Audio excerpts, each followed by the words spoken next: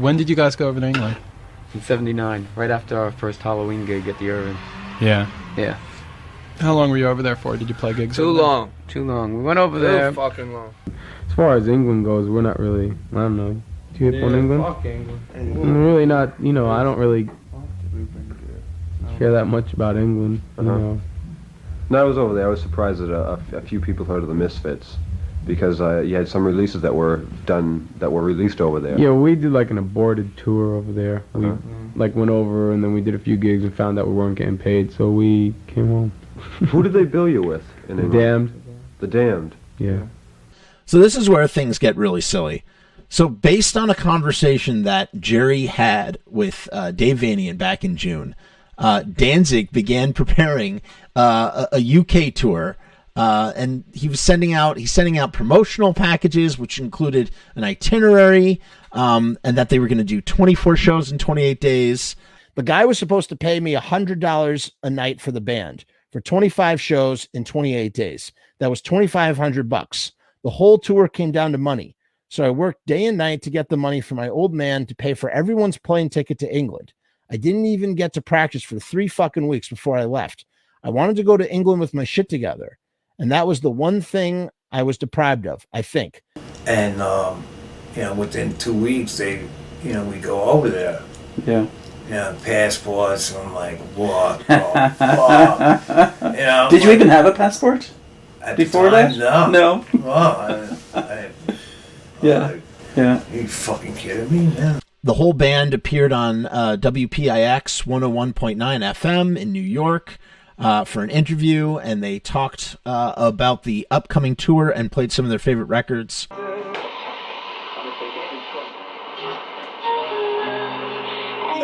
Everybody sing along. Everybody sing along. The Misfits in New York just for a few more days. Yep. They gave you all passports and everything. Come see us in London. You want to get rid of us here. Where are you playing next in the city?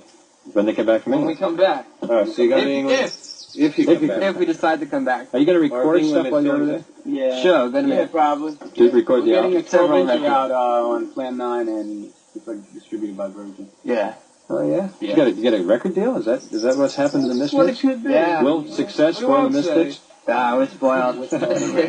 Spoiled already. You can. The phone's still lighting up, so they can take a few more calls. All right. Let's see. We're gonna play Attitude, and we'll be back next Sunday. God willing, the bridge don't watch. By the name of Tom Petty. Tom Petty. I talk to Tom Petty. Heard of that guy? Oh, great. Okay. So almost 6 years before I was born, on the 21st of November, 1979, the band get to England for the UK tour. Get out of the way!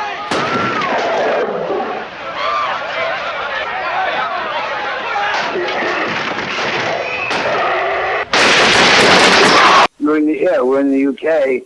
I could tell you that whole deal, like, really. Basically, it was like, you know, we were touring, we did a show with the Damned at Haraz, and then, like, 2 weeks later, everybody's like, oh, you got to get your passport, you got to go, and, you know, we've got to go on tour, like, just like that. Jerry shows up at Dave Vanian's house.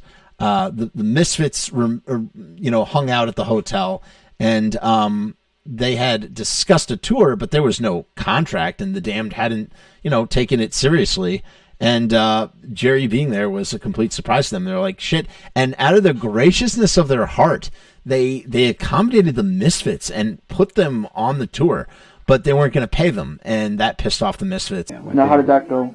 It went well, but Jerry didn't get our contract signed before we went over, and the Damned's management, which is Motorhead's management now, screwed us over and told us we're only getting paid for half the shows that we were supposed to get paid for, and we were only getting £50 a night, which was roughly that time about $125 a night. Mike asks, they wanted to pay you less money or what? Joey Image says, they weren't going to pay us any money. They were just telling us the exposure of being on tour was enough, and that we had to sleep on the bus and shit. We went over there blind. I guess Glenn thought we'd get treated like royalty or something, but we got fucked. There was another band called Victim, different from The Victims, who were the only other band to be on Plan 9 Records.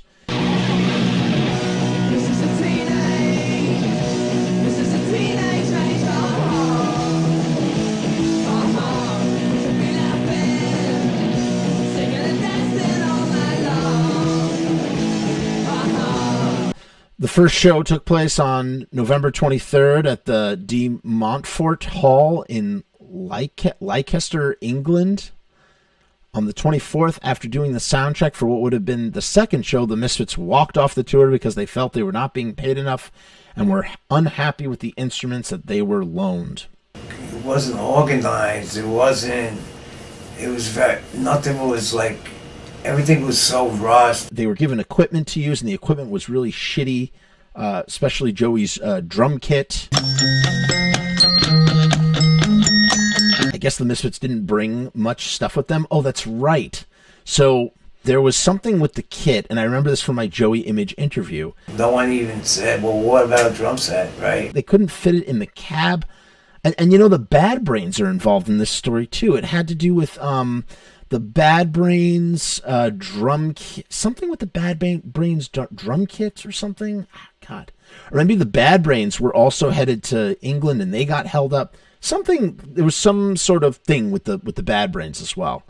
Do you think that there was some hostility because you were Americans? Jerry only. Yeah, there was that too. How'd the kids respond to the Misfits in England? Well, we were like the opening act on the bill.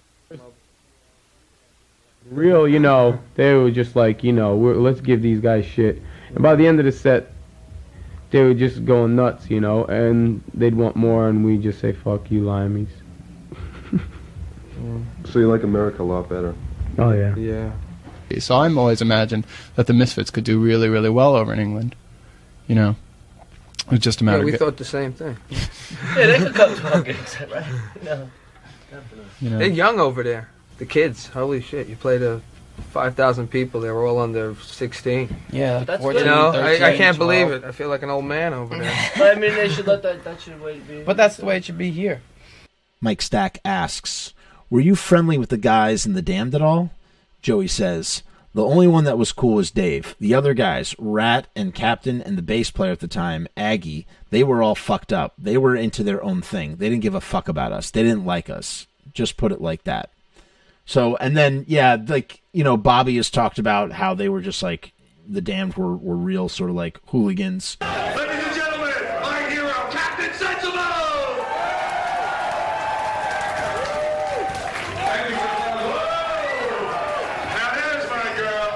Mike asks, how many shows did you end up doing?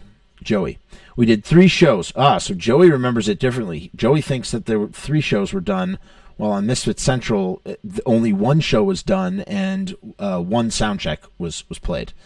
We did 3 shows. I remember the first show, they gave me the rinkiest, dinkiest drum kit I had ever seen. First time I'm playing a gig, I take a pop on my snare and I break the head. They were going through the songs. Oh, shit. And I had no backup. Yeah. I had no roadie. Yeah. You know what I mean? And they looked at me and I'm going, what are you looking at me for? I got no snare drum. I'm playing on a tom-tom.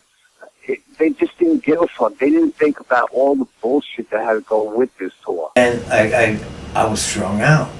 I was fucking dope sick. Yeah. I started using heroin when I was like 17. But I didn't get a habit till I was like 20 or so. Okay. Cause I would do it, mix it up, you know. My plan was slow, fucking struggling. You know, I might have been from jet lag or whatever. I was just sick. What do you want me to do? And Rat Scabies wouldn't let me use any of his stuff. It was total mayhem. No, but there are people out there who treat it like they're our rivals. We want to be better. So what happens is if you play with the band, they might not let you use the lights, or they turn the PA halfway. That's it for you. You know what I mean? If you play with a big band.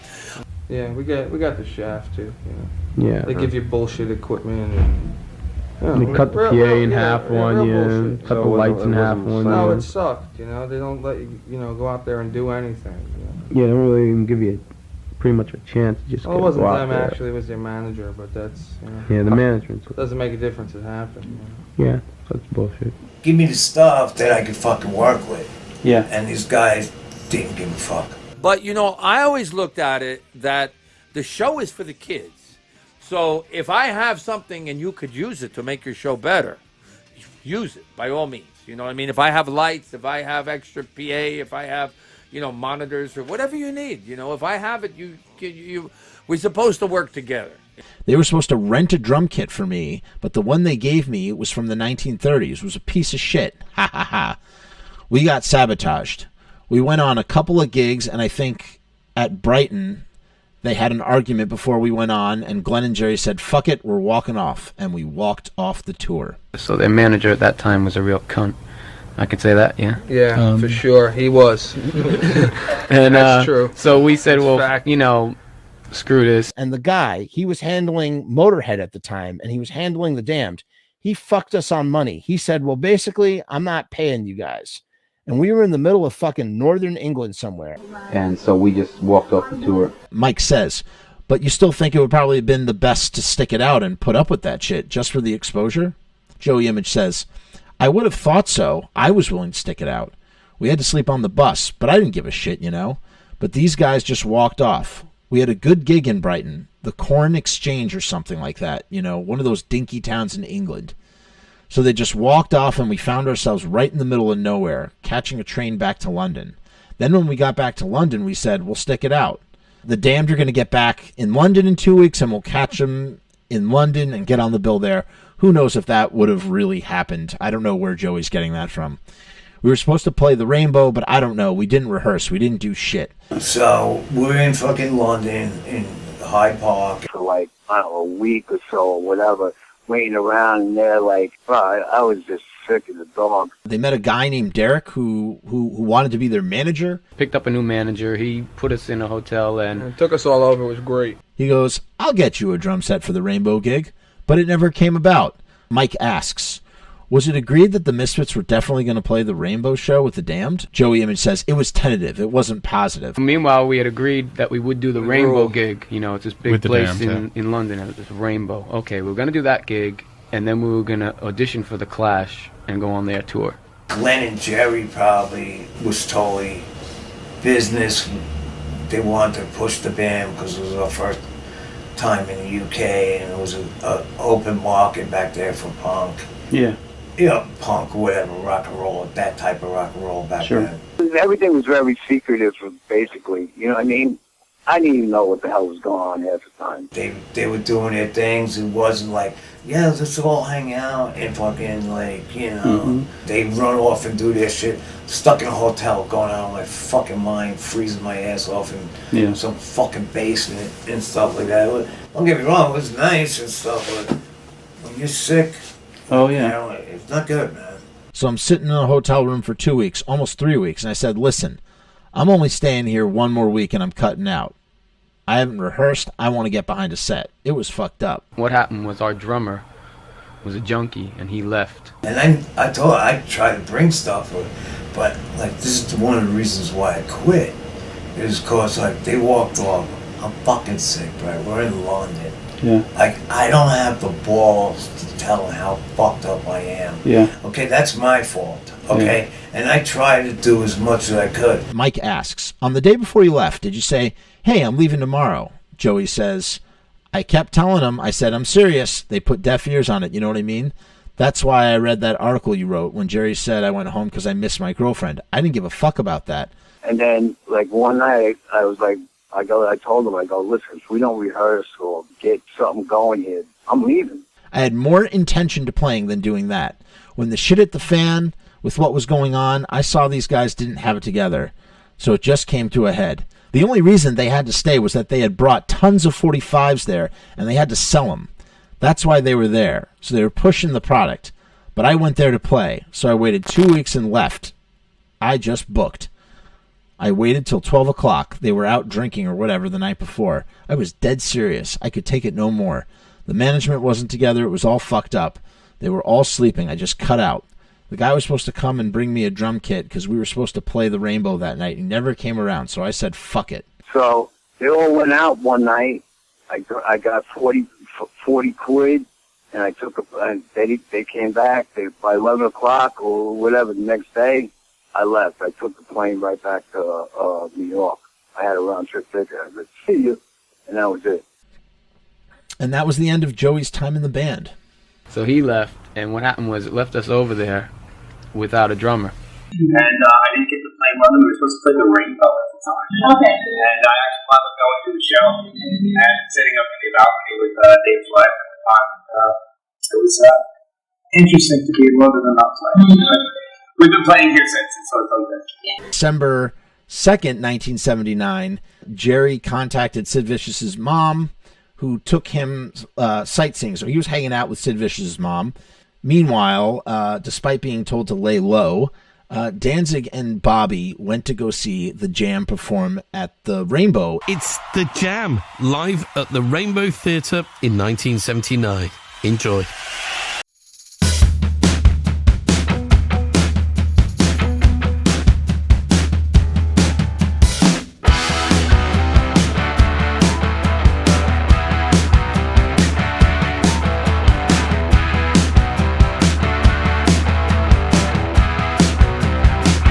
Hanging out, and things got confrontational with some skinheads.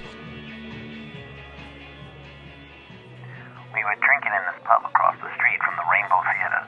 Glenn was getting pretty buzzed, and he started going on about how those skinheads back there are talking about us. Look at those fucking bastards. Glenn, I don't see any skinheads. Don't look. I see bloody problems.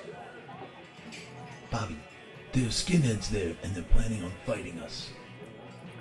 he's getting into this fantasy about these imaginary skinheads conspiring to beat us up. Take it off, please.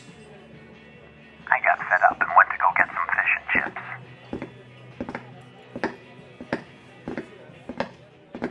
Fuck the British. The British suck.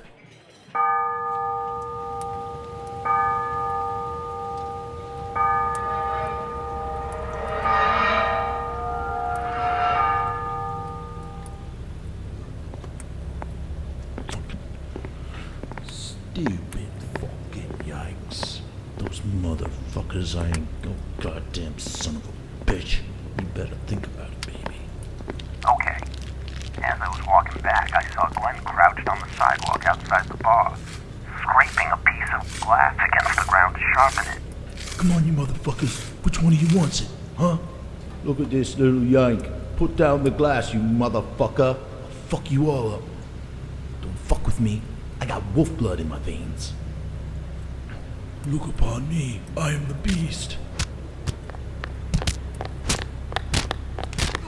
Just as I got close enough to ask him what was up, these bouncers came running out of the Rainbow Theatre, grabbed him and dragged him inside. I had no idea what the fuck was going on. I ran in and threw my bag of chips at one of the bouncers' faces.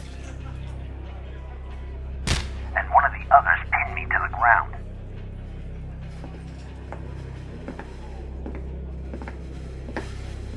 You motherfuckers, let me go or I'm gonna get Astro Zombies on your ass. Eventually, somebody recognized me from the show the night before and said, "Hey, that guy's okay. Let him go." But Glenn got hauled off to jail and he was holding all our cash that night. Alright, that's it. You're going to jail. You're gonna feel the fucking floor if you don't let me out of here. You motherfuckers. Call my mother and tell her I cannot go out and kill tonight. I tried to go to the police station to see if they'd let me get some of the money off him to get back to where we were staying, but they didn't give a shit. So then I tried calling the U.S. Embassy Collect saying, "You got an American in trouble out here," and they refused to call. At that point, it was like 3 in the morning, so I figured the safest thing to do would be to go back to the police station and try to get myself arrested. My plan was to piss on the floor, because they refused to let me use the bathroom earlier that night. But I never got the chance. As I was approaching the station, one of the security guards from the Rainbow Theatre came out and started threatening me. This guy is like 3 times my size, and he's saying, "Let's step around back and I'll kick your ass right now." So I just hawked up and spit in his face. Oof!